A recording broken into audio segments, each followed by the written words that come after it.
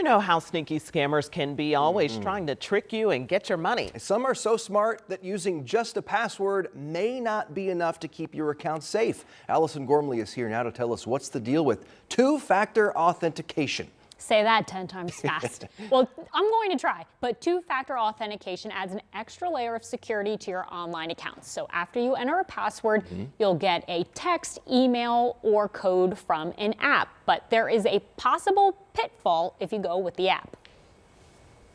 When Joel Deering sits down at his computer, he's cautious. I don't go, oh, look, let's click. I don't do that. Which is why he uses two-factor authentication. It's a process to confirm it's you logging into an account with two steps. One, your password, and the second, a code that can come from a text message, email, or third-party app. Deering used the third-party app Google Authenticator because two-factor apps are often considered more secure than a text or email since app codes expire quickly. So it seemed like a good idea at the time until one day I opened it up and there was something on the screen, you're doing 6 other things. I go, later, gone. Everything in the Authenticator app.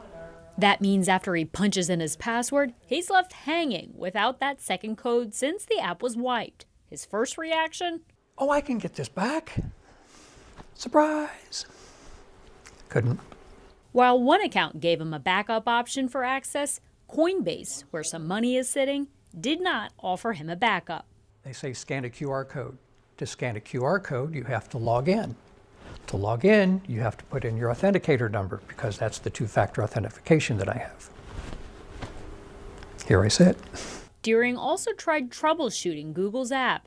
No luck there either. Customer service is a real problem, right, in this system for both the major tech platforms, right, as well as some of these smaller operations that might not have any customer service team at all, hardly to speak of. So it's largely up to the consumer to be the expert on the product. If two-factor apps sound like a headache, a text or email may be a better way to go for you. It does leave you and your accounts more secure than they would be otherwise. In terms of which one is best for you, it really depends, frankly. While Deering is tech savvy and comfortable with apps, he's thinking differently now.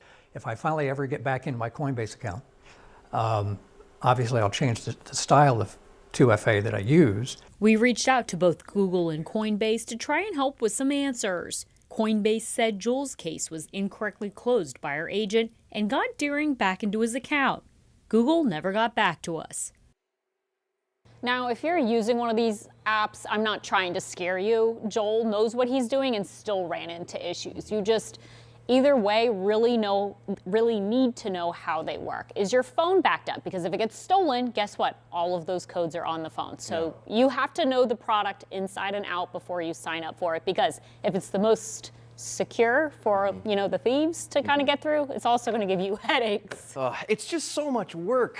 I mean, I've had to do two-factor authentication for something for work, and it's just so many steps, but that's what you've got to do today to protect your stuff. All right, Allison Gormley, we appreciate it. And if you like Allison's What's the Deal segments, catch your show streaming on WTHR Plus. Download the app now on Roku, Fire Stick, and Apple TV.